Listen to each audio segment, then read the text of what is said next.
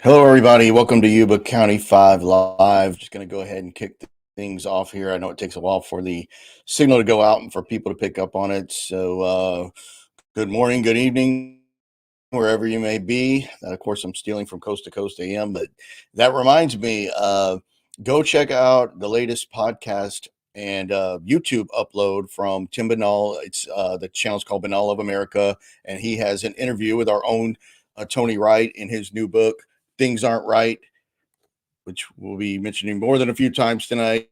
The disappearance of the Yuba County Five, Things Aren't Right. You can get that book on Amazon. Great book. I'm still finishing mine, by the way. Tony, if Tony dropped by a little bit earlier and said he's going to try to catch the show live. If not, he'll catch it later. But definitely, you want to go pick up that book because that is the Bible on the Yuba County Five case. It's the equivalent of, hey, Brian, it's the equivalent of Bruce Smith's DB Cooper in the FBI book as to DB Cooper is what Tony's book is to the Yuba County Five case. So you definitely want to pick that up. And I mean, that's a book I'm going to read twice, but I'm still, I've been cheating, picking off a chapter here and there, but it's really well written, great stuff, and things that I didn't already know about the case. So it's definitely the best reference for that. And I think, let me go back up here. There was a comment. Did I see the Lore Lodge? Fire Pix, he said, did I happen to see the Lore Lodge's video about the Yuba Five? It just came out. Yeah, I think that came out a few days ago, and I watched part of it. And I did. There was a guy in the comment section saying he was doing a Yuba County Five research paper for his book and was asking, I guess, the host of that show what his best source would be for the Yuba County Five. And I had to speak up in the comment section. I said, "This is your best source right here, dude. You want to go pick up this book? That is the best source for people studying this case. If you're very interested, casually interested, or are curious, or writing a paper for your high school class, your college class, or whatever it may be, that is your source right there. Tony Wright's book. So you definitely want to pick that up. Amazon.com. Things Aren't Right." But no, I need to finish watching the rest of that because each person that presents it kind of has their own take on it, so to speak. And I know this is going to come up a little bit later. I know Wendigo's video did really well.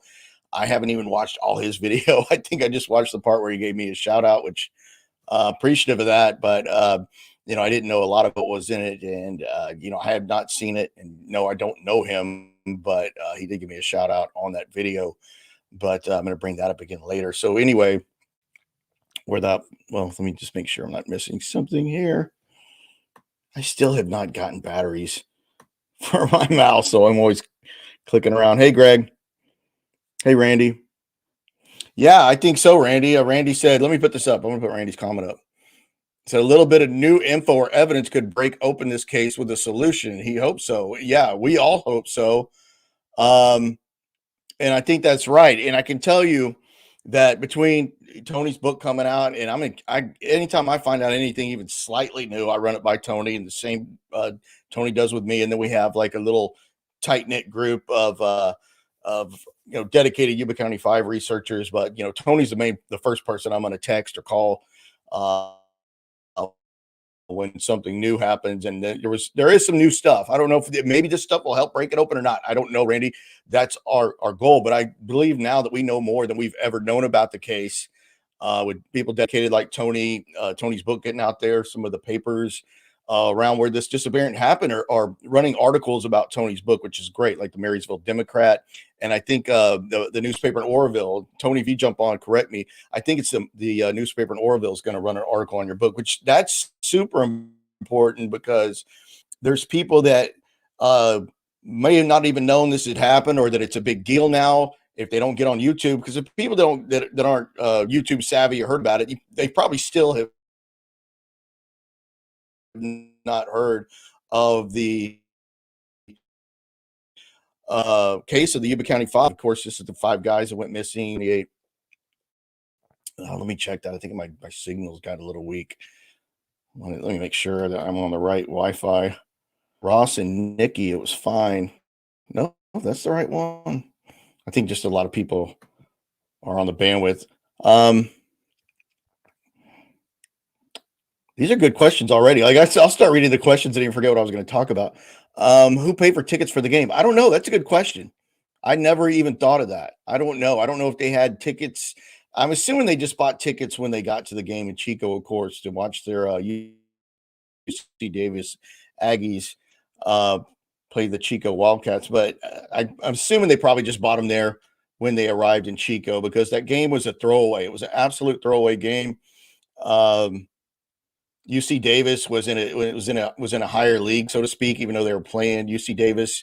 But they were far superior team. They were everybody that went to that game knew they were going to win. I think UC Davis was already going to be in the playoffs, whereas Chico was not. So the game was an absolute throwaway. It wasn't really highly attended at all. And I remember reading somebody that wrote about Yuba County Five, and they were writing about the game, and they called it a hot ticket. And I'm like, you lost me right there, because that's obviously somebody hasn't researched this case. The game was not a hot ticket whatsoever. Yes, that's true, Plate C. Bottom line, the book and YouTube discussions are keeping the case alive and reigniting interest, especially now with bigger channels, Wendigoon covering it, Lore Lodge, like she just mentioned, covering it. It's huge on YouTube. But what I was saying about them covering Tony's book in Chico and Marysville is that people, since this happened in 1978, they're reading about it in a local paper. And this could be some people that are older and don't even know what YouTube is. Maybe their grandkids or kids do, but they don't. And it could jog a memory when they read the local paper, like in Chico, Marysville, Yuba City, or maybe even Oroville. And now Tony's book's been mentioned too, which is huge. Randy, maybe someone gave them tickets and it was some kind of trap for the boys. I've never heard anyone bring up the tickets before, Randy. I don't know if Tony writes about that or not, but Tony, if you're on later, or you can drop it in the comments if you're not watching the live, but look at Randy's question about the tickets, because I've never heard anyone bring that up. You know what? That's a great idea. See, look at these questions. I can't even. Tony needs to send a copy of the book to David Fincher. Let's do a movie about it. I would love that. If Fincher if he could base a movie about the Yuba County Five on Tony's book, like he did Graysmith Zodiac, would be perfect. But yeah, it's keeping it alive. But I think it's huge to get in those local papers around in and around that area of Chico. And I did reach out to Wendigoon, that's not his real name, obviously, but I did reach out to him about some things regarding the case. Missing Enigma, no, but I love Kyle's channel. It's great. Nick Kyle is his name. Nick Kyle, that's his channel, Missing Enigma. Somebody asked me what the best introduction to the case would be. I think they meant like video. Of course, Tony's book is the best source. But for a YouTube, I would say go to the two-part series on Missing Enigma that Nick Kyle did. And I think that's great, because Nick was the first person that did a video based on the police files. Obviously, it was apparent to us that have copies of the police files that Nick had copies of those when he made his two-part series for Missing Enigma. He's talking about, the places in the woods and some different details about the case. So it's the most thorough YouTube video on the case is going to be Missing Enigma, in my opinion. The others are kind of like regurgitating something they had read or other articles, but Nick does a really good job of sticking to the files for his video. And then the best written version, of course, is Tony's book, which you can get in hardback and Kindle. But yeah, I did too, Randy. Mine first was bedtime stories. Bedtime stories was the first. That's what introduced me to the case however many years ago. And then got interested that way. There wasn't a book about it. I started writing one. It was pretty early on that somebody, I cannot remember, she had a blog in Yuba City, told me that she had talked to a guy months earlier that was writing a book. And I was like, oh man, I got to beat this guy. And at that time, I did not know it was Tony Wright. Of course, we're good friends now. And we talk about this case at least once a week, if not more. Lately, a lot more, because some different things have been happening with it. Number one was I recently, as of a month ago, made contact with the basketball coach for the boys, for the Gateway Gators. This gentleman knew the guys at the time they disappeared, and no one has interviewed him since this happened. Tony tried to get him. I think I tried to get him before when I wrote my book, and I didn't know where he lived. I just got lucky to find out Tony knew what state he was in, and from that I was able to find him and send him a message electronically, and I did not expect him to respond. And about 3 or 4 weeks later, after I sent him a message, he responded and he said, "Yeah, I was their coach, and if you want to talk, I'll talk." And I was like, "Definitely." So we set up a phone call, and I talked to him. And his first name's Bob.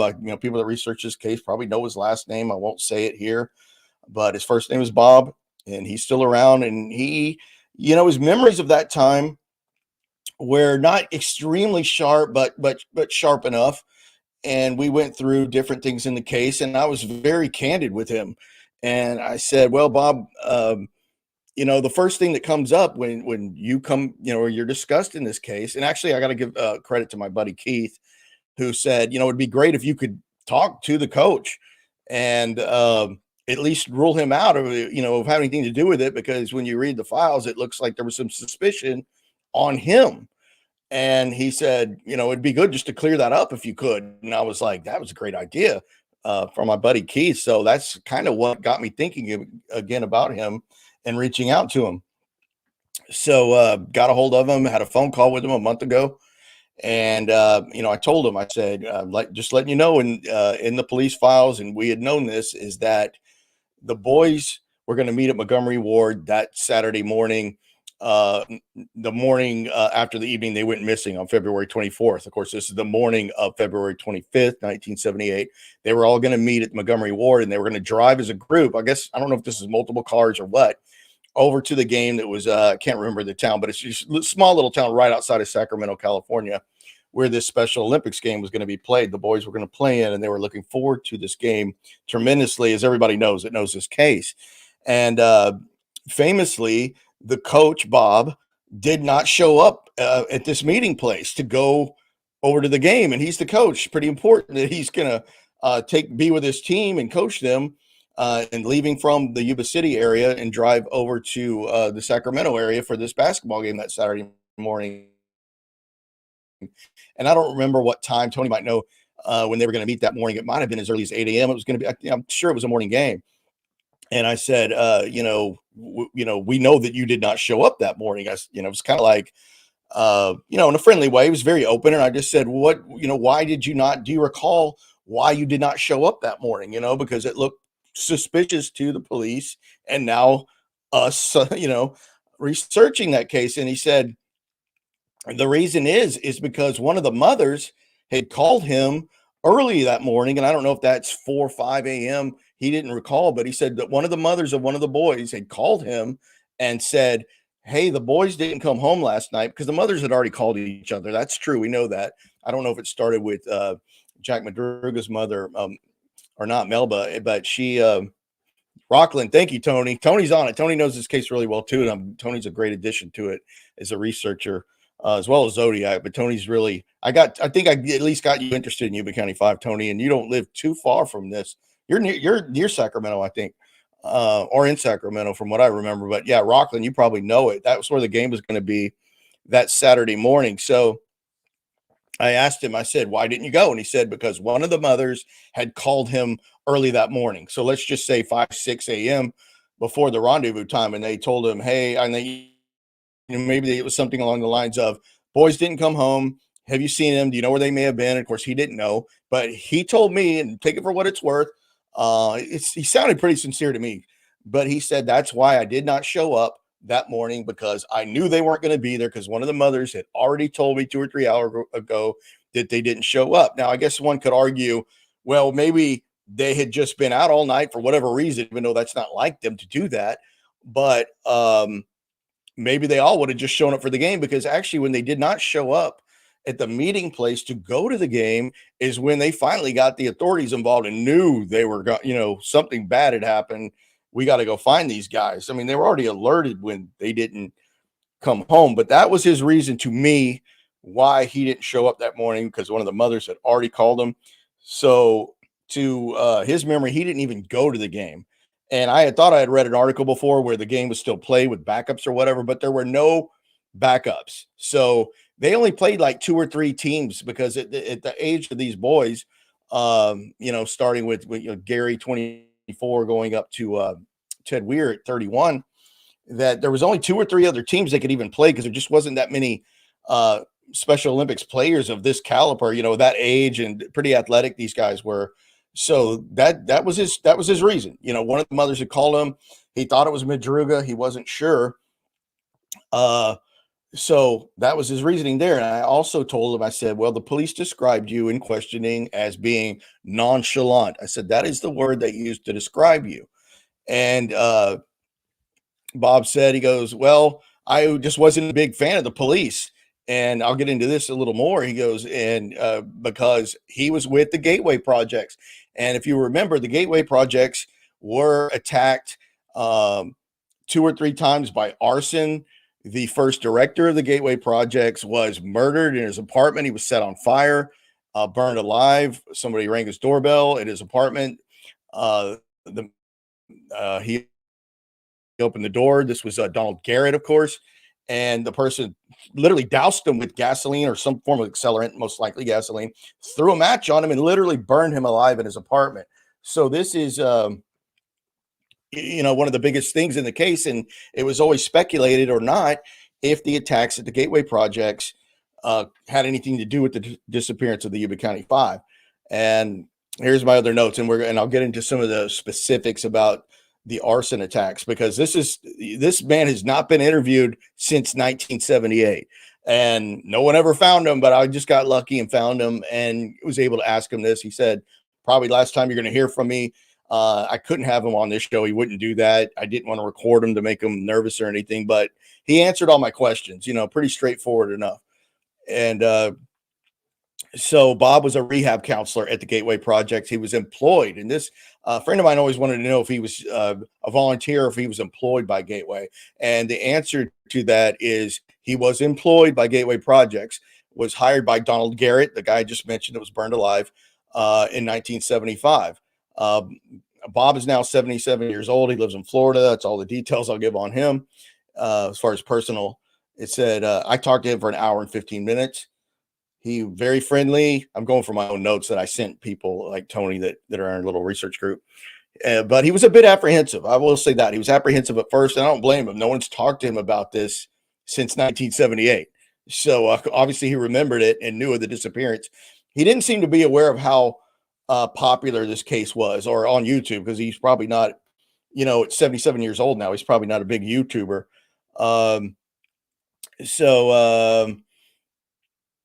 He had not been interviewed regarding the disappearance of the Yuba County Five or the arson attacks against Gateway projects in the mid-1970s, because, of course, he worked there during this whole time of events.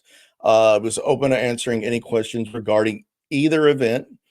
I said, of course, the part I mentioned about him not showing up to go play the game, and that was his reasoning about he thought Miss Madruga had called him that morning.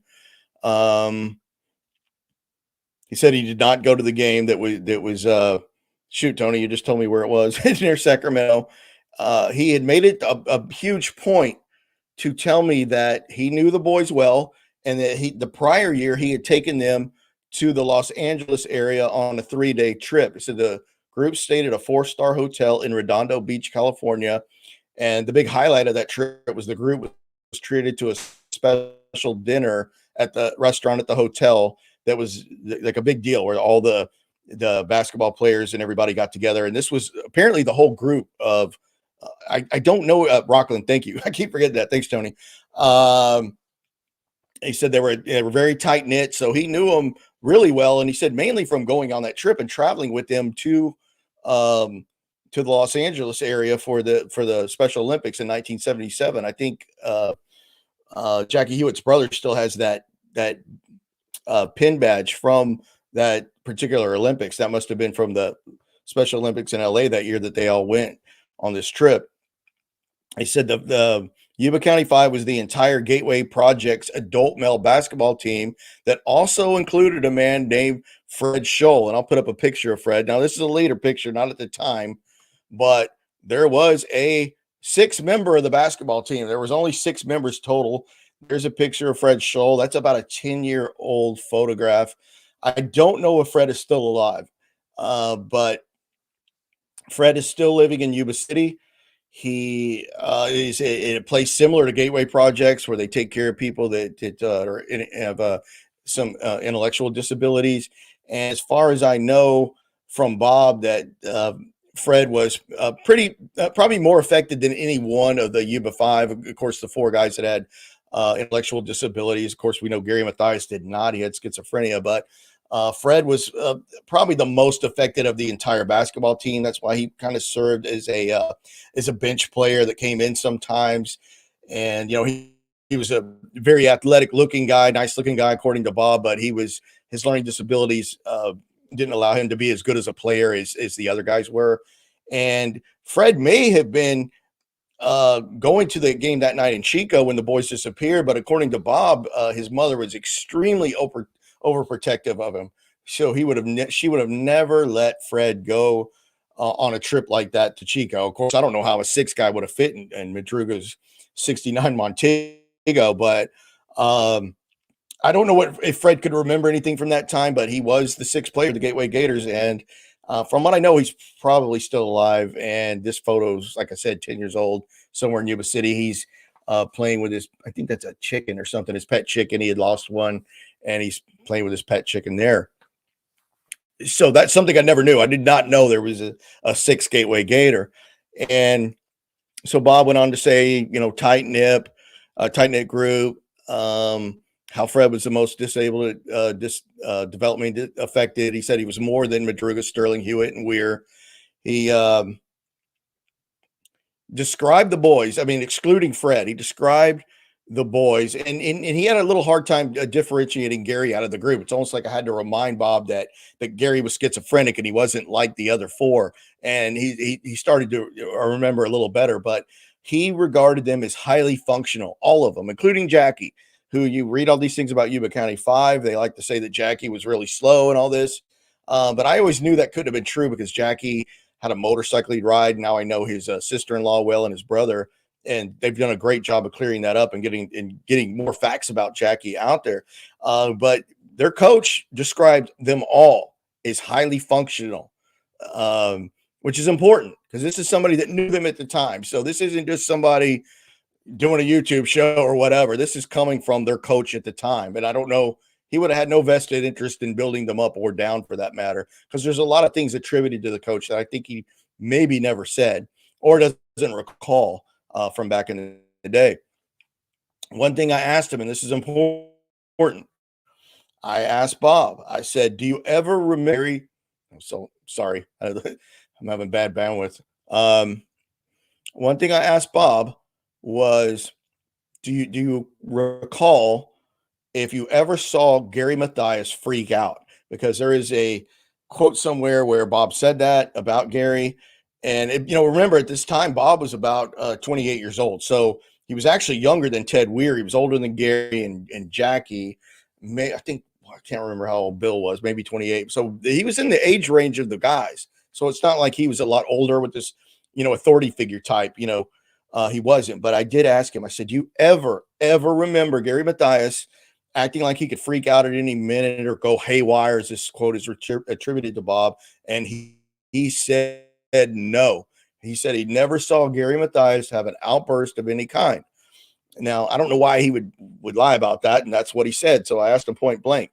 He said, now, they would get pretty competitive in the games, and you might see Gary slam a basketball down, but he never saw him push somebody or punch somebody or get very violent, even on the basketball court. And he said it's very competitive, and Gary was probably the most competitive as far as how serious he'd take the game and want to win. Hey, Shannon. So that's interesting to know. Let me get this off. So that is Fred Scholl, the sixth member of the Gateway Gators. So again, never saw Gary freak out. That's what he said.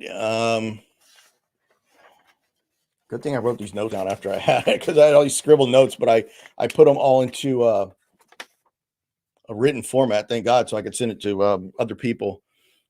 And like I said before, it seemed like that Bob was not immediately aware that Gary Mathias had schizophrenia. You think he would, and was not like the other four boys that had some level of cognitive disability. I thought that was odd, but it could just have been a function of his memory.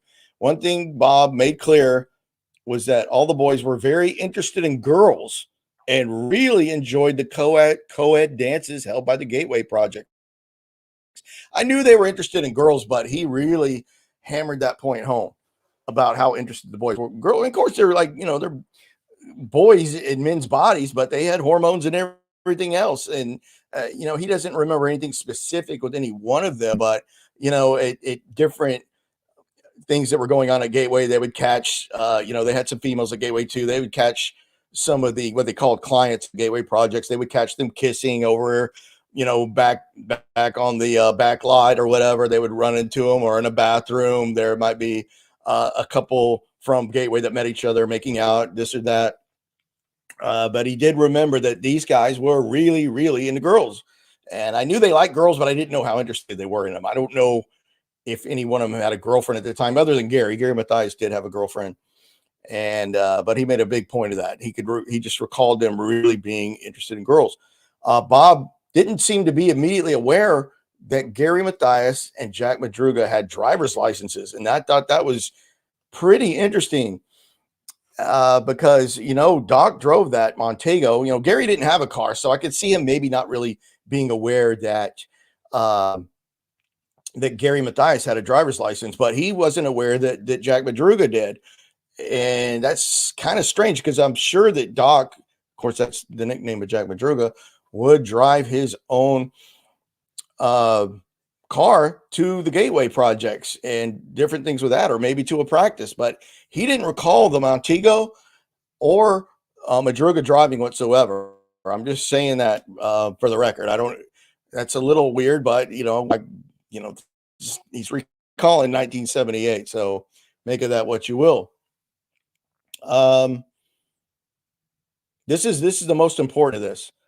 This is I think so. So I'm talking to Bob. Bob was their coach, knew him well, took him to the trip, California in '77, and I asked him point blank, said if since he knew the boys at the time of the disappearance, if he believed that they could have simply got lost on the night of February 24th, 1978, after attending the game in Chico. He paused for a long 20 seconds or so and replied, "No, I do not think so. They were all what I considered highly functional. They would have known the area around Oroville and north of Oroville looked nothing like the Yuba City area, and they would have simply turned around or stopped and asked for directions home." He was adamant about that.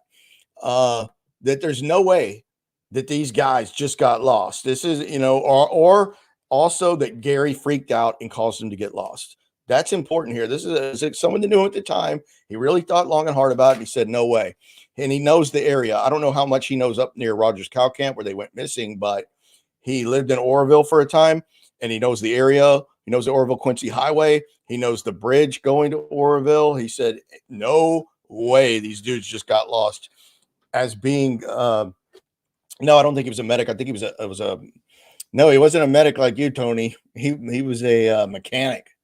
I think he was a mechanic on trucks, and it's still not even known for sure if he made it over to Vietnam.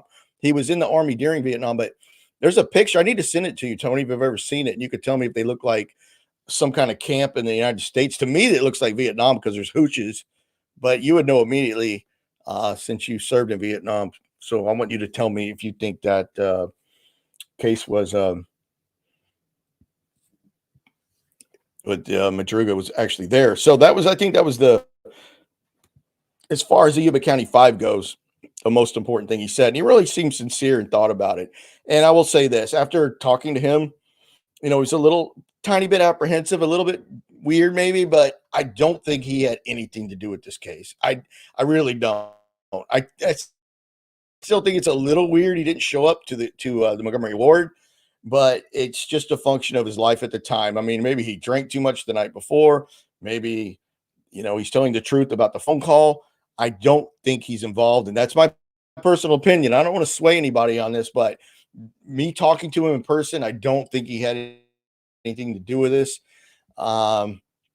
He seemed pretty sincere. If he had something to do with it, he probably would have built more of a case. Sorry, this is a terrible night for the internet connection with important material.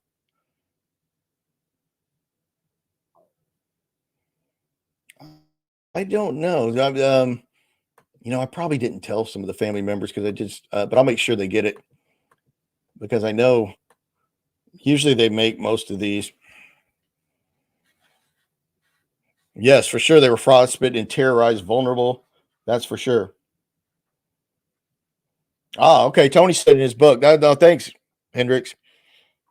That he says he never left. So I guess whatever that picture of it looks like Vietnam to me, maybe wasn't because I can't remember. There was something else that might have claimed it that he did make it over there, but maybe he didn't. But I'll ask Tony how he was able to finally figure that out because that had come up before. You thought Doc came from Jack like Bug? Yeah, yes, it did. Doc came from Jack Madruga liking Bugs Bunny. That's a fact. So with Bob, remember he's at the Gateway projects this whole time. He's hired by Donald Larson. He was good friends with Donald Larson. He said he was a very jovial guy, very nice guy. They were very got along really well. Of course, he's the one that hired him there, and he enjoyed working with he enjoyed working for Donald Garret. See, I always screw these up. Sometimes I actually screw up and say Larson when I mean to say Garret. Donald Garret was the one that was burned alive as an apartment. Later, a guy named Donald Larson took over the Gateway projects, who was not killed, but Donald Garret was. And there was actually a article written in Time magazine called "Crime by Fear." There's a printout of it, and I'll read some of this. And this has to do with the Gateway projects. Nothing to do with Yuba County Five, other than the fact they came from the Gateway projects program. But this says "Crime by Fear." This was printed Monday, August 4th, 1975, when these crimes started happening, I think in early 75. It said they are called clients, but that's just a euphemism. They are the handicapped people of Yuba and Sutter counties in California. Some mentally retarded, some emotionally disturbed, some former drug addicts.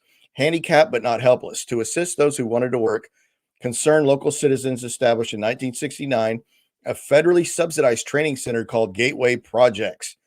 Their clients learn some basic skills. They assemble kits of electronic rods for a utility company, field linemen. They reupholster chairs for nearby military bases. They tie together stalks of wheat for a local florist who sells dried flowers by mail. Sometimes they receive the U.S. minimum wage of $2.10 an hour, sometimes as little as 53 cents. Not much, admits a Gateway official, but it beats sitting in front of the TV all day, which is probably what they would be doing. And that's true. See, there's a family member. There's George. Hey, George. Good seeing you. Definitely watch this from the beginning if you weren't on yet, George, because I want you to hear all this. Gateway projects may seem quiet, unremarkable, like a quiet, unremarkable little operation. In fact, however, the 60 to 70 clients now live under reign of fear for inexplicable cases of arson so far and one murder. Of course, we know who the murderer is. That's Donald Garret. Arson mystery. The mystery started last February, 1975, with what seemed to be an accident. Fire suddenly swept Gateway's $110,000 main building and also wrecked some $60,000 worth of equipment the clients were assembling. Yuba County Fire investigators said the blaze was apparently a case of arson, but they could not explain it. Gateway director Donald Garret, 43, a jovial bearded man who weighed a jovial 300 pounds, moved all of Gateway's work to a smaller building that housed the upholstery project. On March 1st, 1975, a Molotov cocktail smashed through the window of the upholstery shop and started a new fire. It also set off a fire alarm, however, that kept damage to a minimum. Garret publicly pleaded with the attacker to leave the clients alone. If someone is doing this intentionally, he said, I hope they will try to receive psychiatric help. There was gossip that the attacks might be connected with Garrett's private life. That's going to be important coming up here. His 15-year marriage had broken up, and he had moved in an apartment in the Sugar House complex just a few days before the first fire. There was talk, too, that he was involved with another project staffer and that she had a friend who was jealous. Still, Garret was respected and popular. On April 5th, the staffers gave Garret a birthday party. The next day, a Sunday, Yuba County firemen got another call, went to Garrett's apartment, and found his body doused with some flammable liquid burning on the carpet just inside the door. Pool smoke. The killing shook Garrett's colleagues, but it also seemed to confirm the gossip and indicate that the attacks on the project itself were now finished.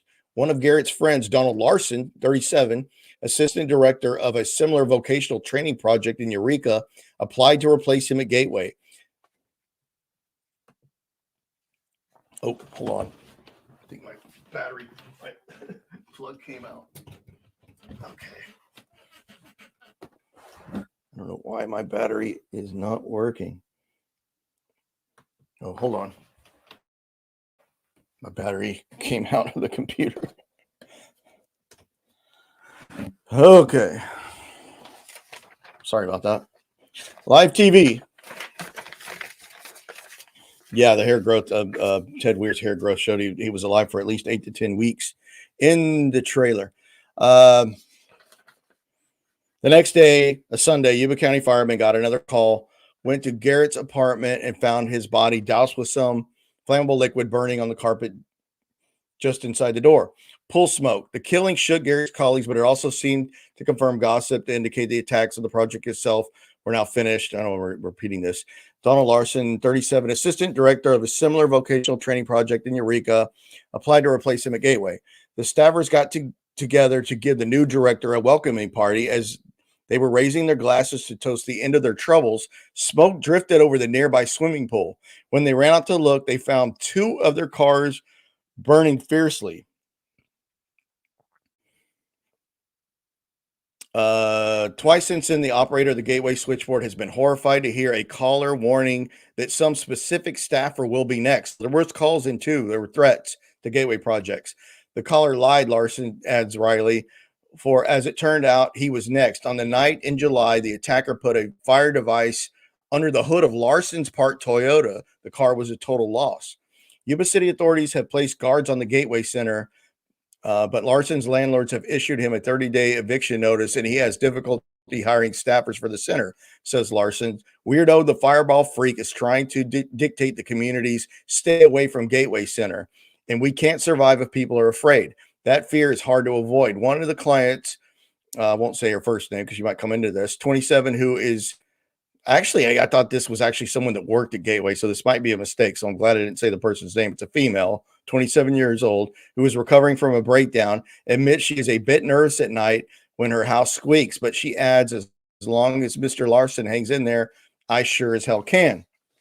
So that was written in Time Magazine about the attacks on Gateway Project. So going back to my interview with Bob, the boys coach of the Gateway Gators, I asked him specifically about the attacks on Gateway because he was there the whole time, and he ran me through all those events because he was there for all of them. And when I mentioned the party at the swimming pool, it was at somebody's residence where they had a swimming pool in the backyard. He said it just like I was reading that, and they saw the smoke and they went out to check the cars, and one of the cars was Bob's.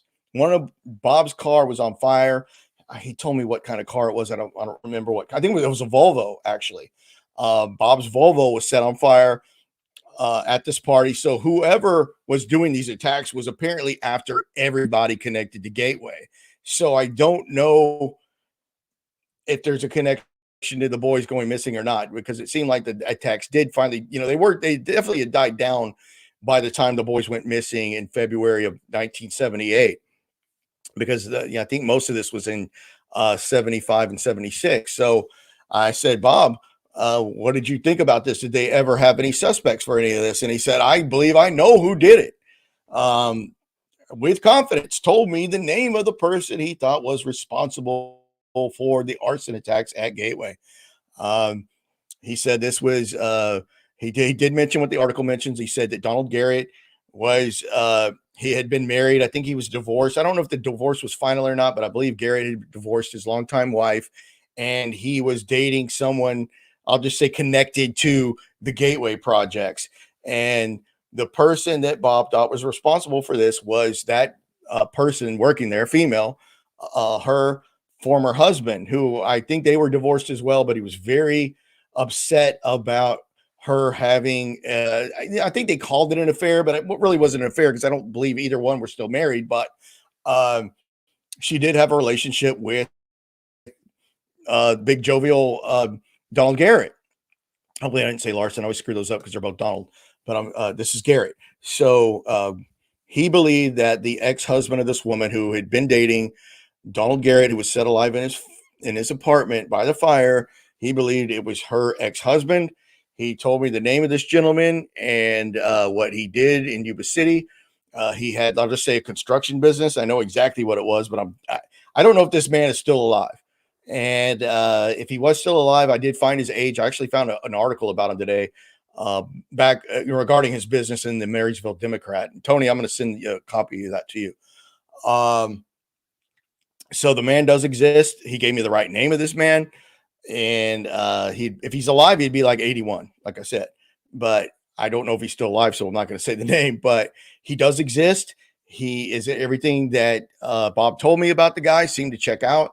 Bob told me that at one point, this man with his business wanted to hire a guy for help from Gateway Projects, and he believed that was Jack Madruga.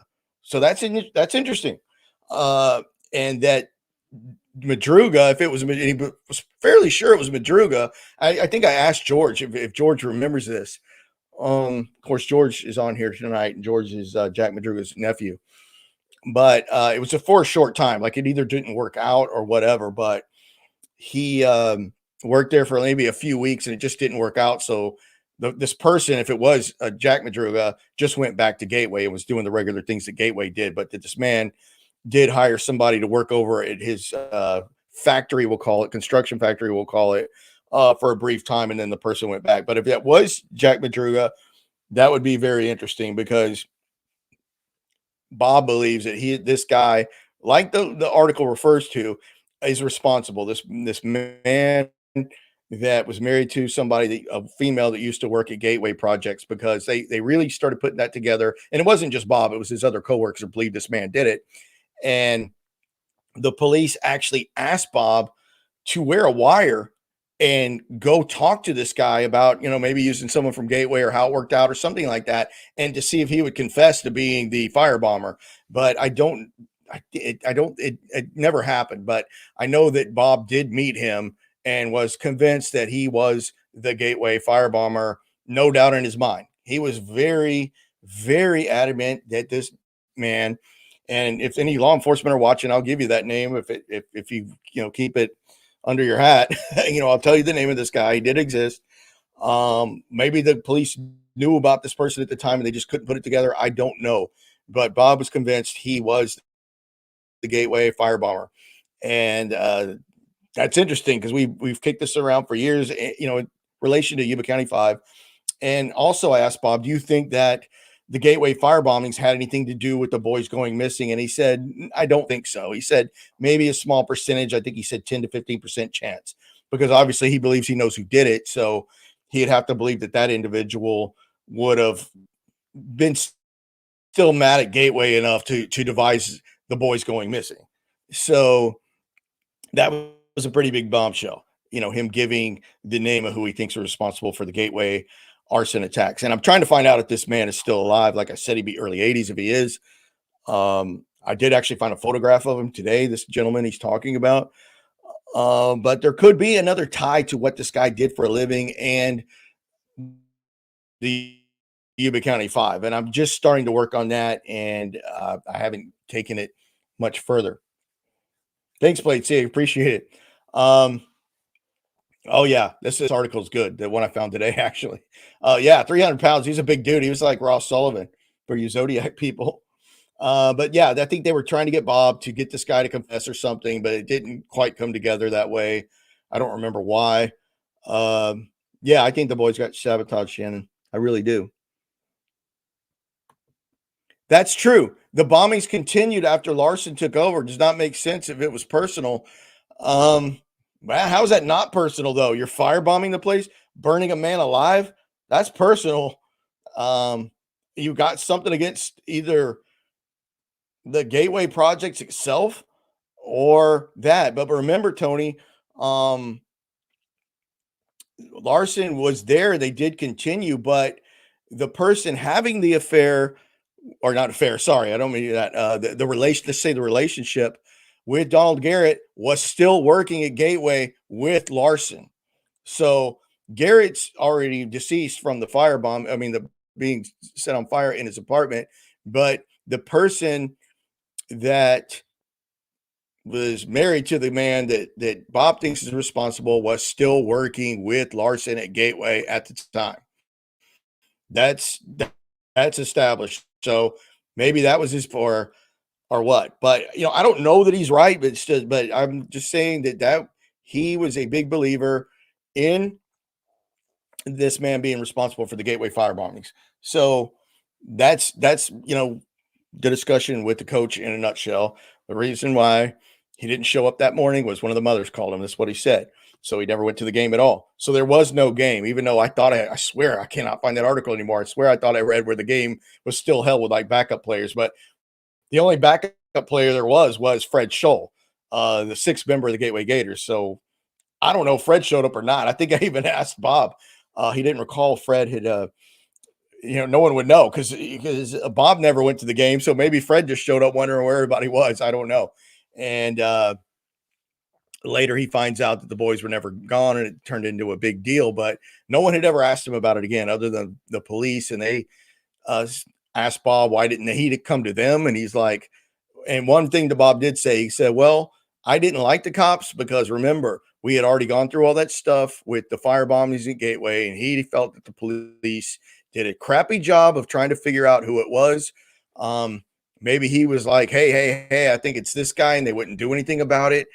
We don't know. But he said, I just didn't like the police because of that. They did nothing to try to solve the fire bombings at Gateway. That's why he didn't offer more information about what happened to the boys. Someone asked me, did he help go look for the boys? I don't believe I asked Bob that, but he said, I'm pretty sure he didn't, but like I said, he was pretty open. And I don't know, maybe this guy had something to do with the Gateway fire bombings or he didn't, but I think Bob's take was pretty believable. I don't think was really hiding anything. Yeah, Time Magazine wrote about that. The date again on that was Monday, August 4th, 1975. You can find that online. Town bully angle, was that it recovered? No. I think I did ask him if I did ask Bob if he'd ever heard the name of the town bully. Of course, I know who that is. And he said no. And a few other people connected to this case, and he did not know them.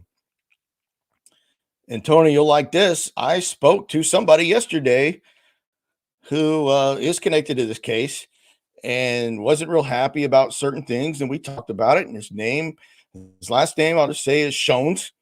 His father is Joseph Shones. And he called me on my phone and we talked about this. And he now is aware that this case is being talked about on YouTube quite a bit, especially after Wendigoon's video that I think 5 million views. And apparently Wendigoon was pretty harsh on his father, Joe Shones, who of course is the primary witness in this case. And I have been pretty suspect of him. I'm not hiding that fact. I have been. And I told Mr. Shones, I said, you need to realize here that the reason people are suspicious of your father is because his story changed multiple times. And I said, this was appearing in the early articles written about this case. His story changed quite a bit. I said, this isn't an attempt to single him out. We look at all angles of this case and our interest. I can speak for me and Tony and some others that we just want to know the truth. And I, told him, I said, I know you're not happy about this, and I wouldn't be either if someone was talking about my dad. And I just said, so just understand our perspective. So I told him, hey, this is why his story did change a lot. And, his view is that his father had nothing to do with it. I asked him point blank, did your father have anything to do with the disappearance of the Yuba County Five? And he told me no. And he said it would be okay for me to repeat what he said. And, he didn't offer me anything to exonerate him or anything like that. And he said he was living in Southern California at the time and that he had gone up to visit his father after this event happened and he had his mild heart attack. And I asked him, did you guys talk about this case? when he was in the hospital, and he said, no, we talked about some family issues, but we did not talk about the case. And I said, did your father ever bring the case up to you through all the years after that? And he told me no, he'd never even brought up the case of the Yuba County Five. That's what he told me. He wanted me to know the fact that, a lot of the stuff that came out about the initial stuff that we knew about his father, Joe Shones, came from one of their former neighbors. I won't say that man's real name. I gave him a pseudonym in the book, and Joe's son couldn't remember the name, but he remembered the guy, and he told me, hey, this guy, we didn't like him. He had a beef against me or my dad and our family. He was not, the greatest guy in the world, in our opinion. And everybody just took what he said and ran with it. And I said, well, that might be true. And I even talked to that guy, your neighbor, and I found him to be credible. I'm just letting you know. And he didn't like that. He just said, hey, this guy is made to look like some kind of good guy, and he really isn't. You didn't know him. And I was like, well, you're right, I didn't know him. But I said, you have to understand, your father's story changed multiple times. I said, I understand about the heart attack and he forgot things, but he's suspect because the story changed. And I did point this out to him. I said, in the files, it talks about your father said that he was up there. He ran out of gas, and he made it a big point to tell me that he remembered when his parents bought that VW Bug and it had a heater in it, and the heater would work when the car was stopped. And from my knowledge, a VW Bug can only do that if it has an aftermarket heater. He didn't remember that, but he said the car did have a heater and would give off heat as long as the car was running. So in his defense, that's what he says, and I'll repeat that. So take it for what it's worth. I don't blame him for defending his father. And I did say, look, the story about him walking back to Mountain House after already being either hypothermic or pre-hypothermic over a 5-6 hour period, while walking back to the Mountain House and not getting hypothermia is pretty out there. I'm just letting you know. And he said, well, he was a tough old guy and this whole thing. And I said, okay, fair enough. You deserve to have your point of view heard, because it's your father being talked about. But I think he at least understood where some of the suspicion comes from. Now, I can't speak for Wendigoon. Don't know the guy. He's got a lot of YouTube subscribers. That's great. But apparently when he was talking about Joe Shones, he was laughing or whatever, and that kind of irritated him. And I said, well, I don't really do that. He said someone called his father a monster in the comment section. I said, I don't really advocate for that. That wouldn't have been the right way to go about it. But I'm just telling you, as the man's son, that this is why we're suspect of him. And, the reasons. I said the story did change. And I didn't get into everything I knew about it, like what his mother said when she got home from Sacramento. I know this is hardcore stuff. If you don't know any of this, you got to go back a while. This is hardcore Yuba County Five stuff. When she got up from Sacramento to Berry Creek, where they live, that her first order of business was to get up to that VW Bug. And she went up there unprepared to get the car back. She went all the way up to Rogers Cow Camp to get that car on a cold day without jumper cables or gas. And that was before she took her husband to the hospital. She didn't do that until she got back from trying to retrieve her car. Now, I didn't tell him that. If he's listening, that's true. And those are the reasons, so I should have contacted you before I did the book, but I was told by somebody that tried to get a hold of you that you weren't talking. That's all I'm going to say. But now we have spoken, and I just told everybody your side of the story, and why we're suspicious. And it's, it's not like we're just zoned in on him. I'm looking at another angle right now. There could be something there. There could be something tied in back into the Gateway projects, like I just mentioned. And he mentioned, well, no one, he's a big believer in that this must be Gary Mathias. And I'm not. I'm just not. He's like, well, Gary I know he knows the case pretty well. He does. He knows it well. He's a big believer that Mathias just did his friends in or snapped or whatever. I said, that's not impossible, but it's just not likely because Gary was stable on his meds. How does Gary, even going haywire, wind these guys all the way up the Orville-Quincy Highway? That's my problem with Gary. But I'm honest about Gary too. I did say that the boys were scared of him. I don't like to say that knowing his sister, but it's true. They were afraid of him. So I'm just fair the way things are reported. But yeah, Cyrus, I just don't think Gary did it. It's not impossible, but it's just so highly unlikely. Are the people who gave Shones a ride home still alive? I don't know. Steve Robinson and Laura Lynn Smith. Tony, if you see that question, let me know. Tony might know that. I don't know if they're still alive or not. But yeah, they did give Shones a ride home. And that's another problem. A lot of the original Shones stories was that he had gone to a house and then got a ride to the hospital. Then it was said he went to the mountain house and then got a ride to the hospital. That's not true. Like Cyrus just said, Steve Robinson and Laura Lynn Smith gave Joe Shones a ride home from Mountain House to Berry Creek. And Shones complained about the way that Steve was driving and all that.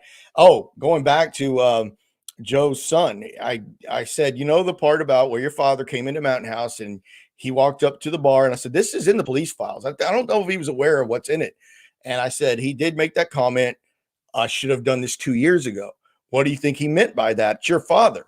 He said, well, he did have a heart attack. I know that he had a heart attack. And I said, well, no one ever said he didn't.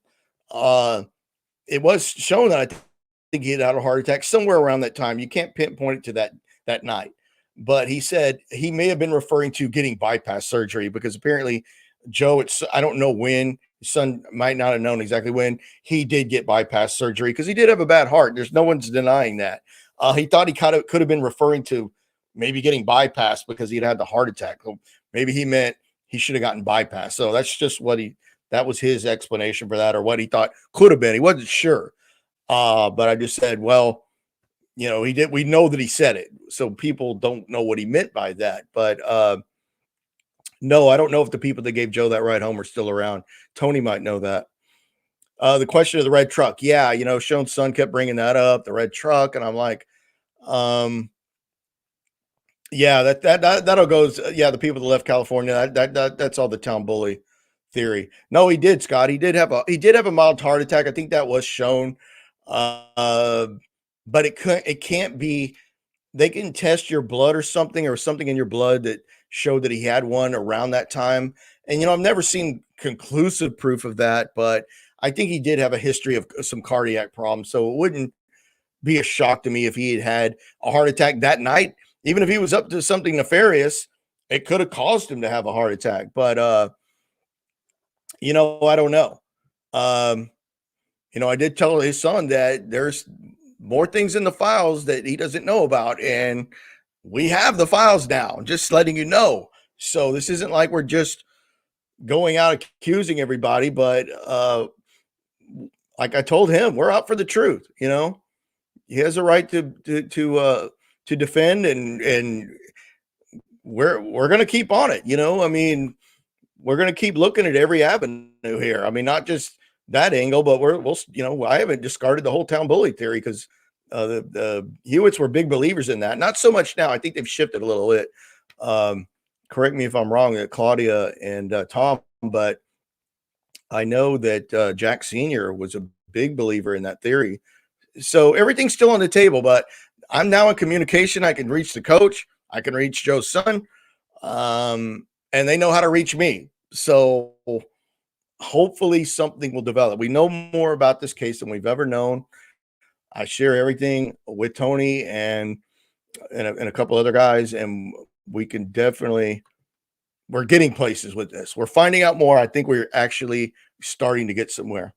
They can detect a mild heart attack by the Q waves on the EKG. Okay. I thought it was something like maybe in a blood test or something too, like something in the blood or something. Yeah, that's it. That's it, Cat Daddy. The enzymes. Yeah. I think that's exactly. I don't know.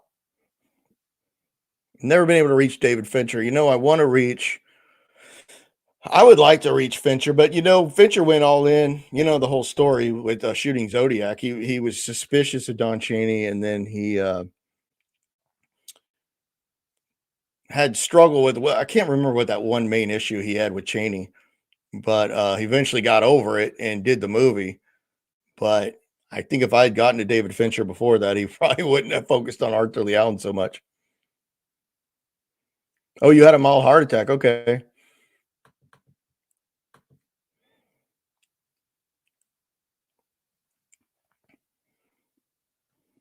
If you play C, if you had a mild heart attack, were you when that happened, were you forgetting anything? Of course, Joe Shones was out in the middle of the freezing cold.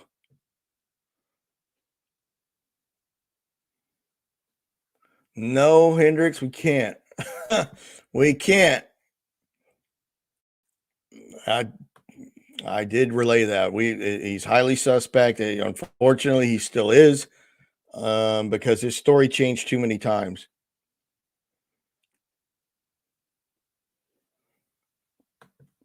Yuba County Five doesn't. I will tell you this. I can't say for sure.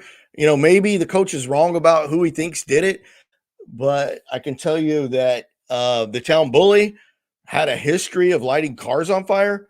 I mean, I know that for a fact. The town bully did. So maybe town bully's doing it, but it would have been I don't know what beef the town bully would have had with Garret or anybody at Gateway for that matter.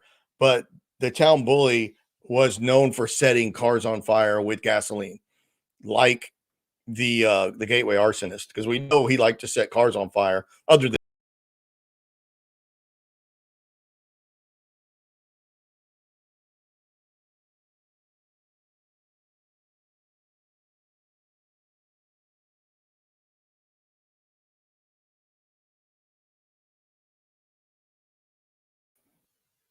I'm struggling, just lost the whole.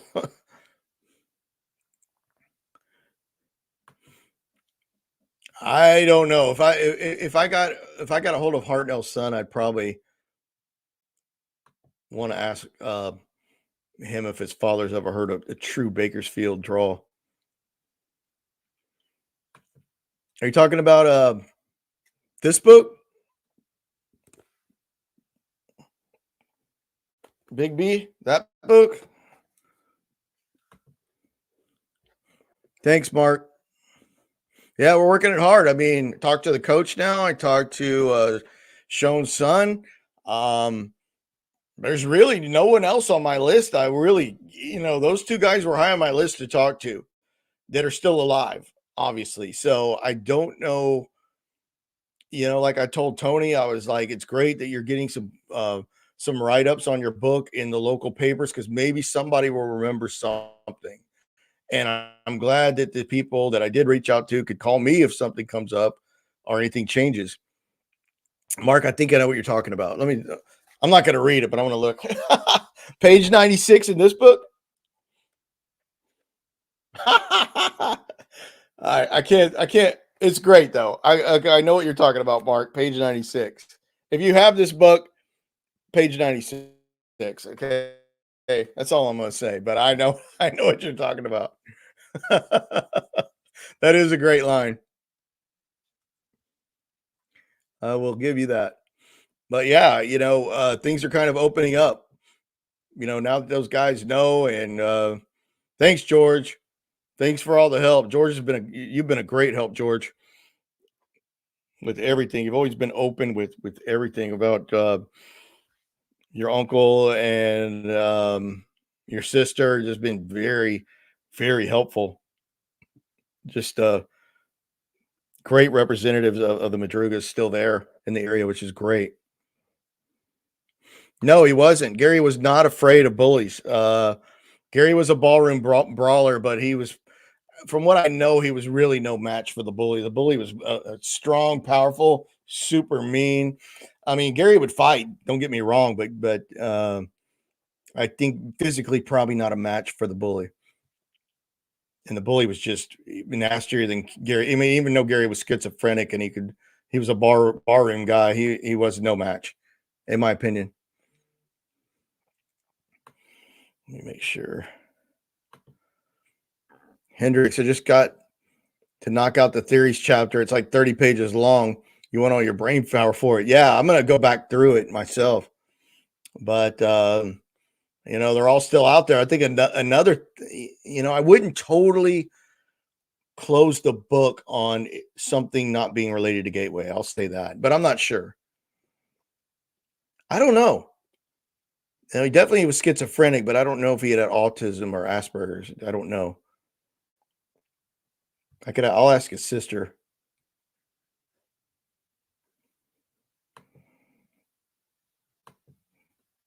But yeah, highly recommend Tony's book.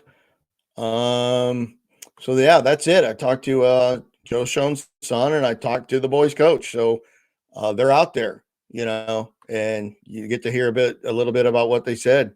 We are out for the truth. I'll end it there, Scott. That's a great statement. We're out.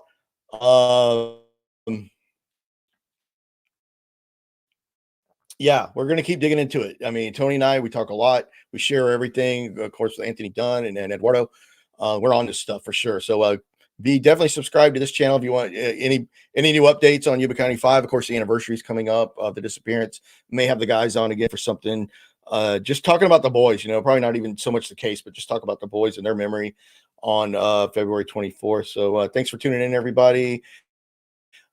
Please like and share if you can.